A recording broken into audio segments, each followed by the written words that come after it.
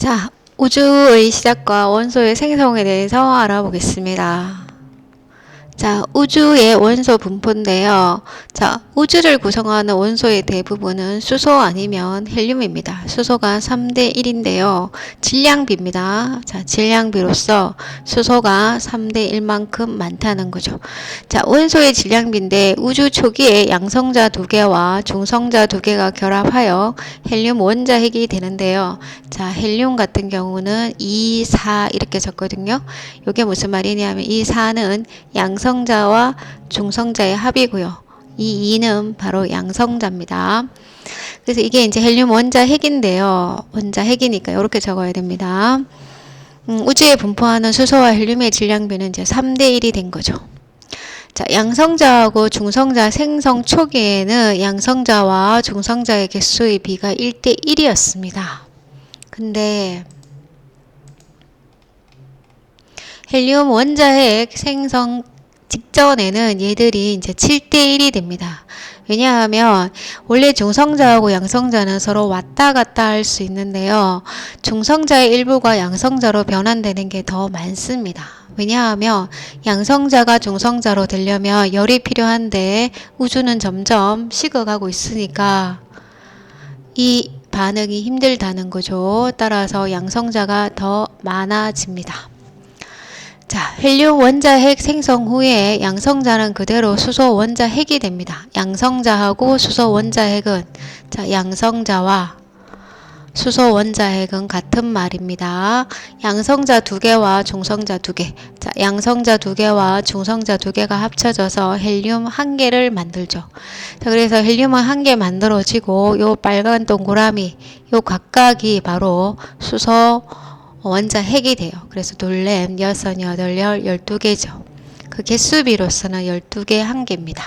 근데 질량비로서는 3대 1입니다. 질량비는 어떻게 하느냐 하면 그냥 이 개수 헤아리면 됩니다. 이거 총 12개죠.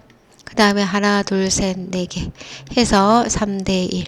자, 이거는 질량비입니다. 중성자하고 양성자는 거의 질량이 같다라고 보면 됩니다.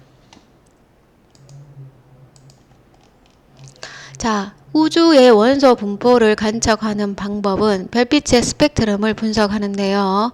자, 분광기를 통과한 빛이 파장에 따라 나누어지는 띠를 갖다가 우리가 스펙트럼이라 그러고, 스펙트럼의 종류는 연속, 방출, 흡수 3가지가 있어요. 자, 여기서 자, 여기 한번 봅니다. 별빛이죠. 자, 별빛입니다.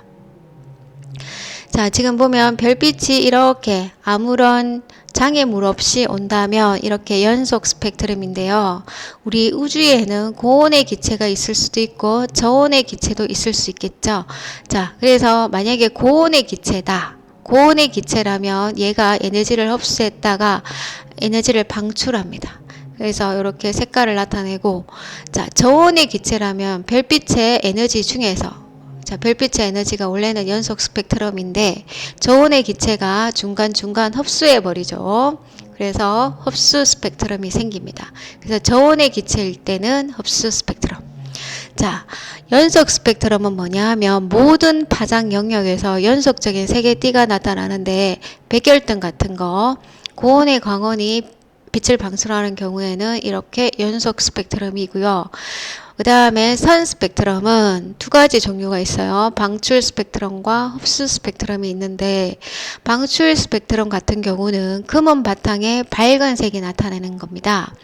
고온의 별 주위에서 에너지를 얻어 가열된 기체가 에너지를 방출하는 경우죠. 빛을 방출하는 경우에 이 빛이 이렇게 색의 띠로 보입니다. 고온의 기체, 기체 방정관 등에서 관찰할 수 있고요.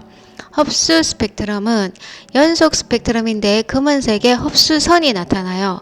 별빛이 자, 저온의 기체를 통과할 때 이 저온의 기체가 흡수하고 남은 것은 이렇게 흡수하고 그 파장에 해당하는 에너지를 흡수했을 때 그 파장에서 이렇게 검은 선이 나타납니다.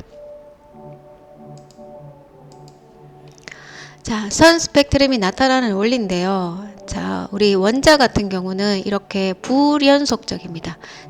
자, 이게 무슨 말이냐면 전자가 이 중간에는 위치할 수 없고 이렇게 어떤 궤도에 존재할 수 있는데요. 얘하고 연결되어 있지 않죠. 그래서 불연속적이기 때문에 전자가 이렇게 이동이 가능합니다. 그래서 바깥쪽에서 안쪽으로 이렇게 이동할 때는 방출하고요. 안쪽에서 바깥으로 할 때는 흡수 스펙트럼이 나타납니다. 그래서 흡수할 때는 흡수 스펙트럼, 얘는 방출 스펙트럼이죠. 자, 스펙트럼 분석을 통해서 알 수 있는 것은 원소의 종류와 함량입니다. 자, 원소의 종류와 함량을 알 수 있는데요. 동일한 원소의 흡수선과 방출선은 같은 위치, 파장에서 나타납니다. 예를 들어 수소라면 흡수 스펙트럼에서 검은 선이 이렇게 나타났다면 방출선도 똑같은 위치에 나타납니다. 자, 원소의 종류에 따라 선의 위치와 굵기가 다르게 나타나는데요.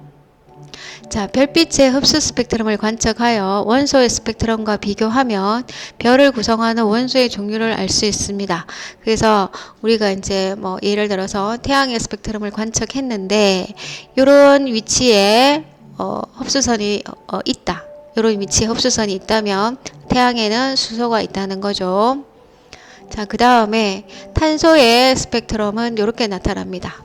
만약에 태양 속에 탄소가 있다면 이런 흡수선이 여기에 있어야 되는 거죠. 이렇게 포함되어 있어야 되는 거죠.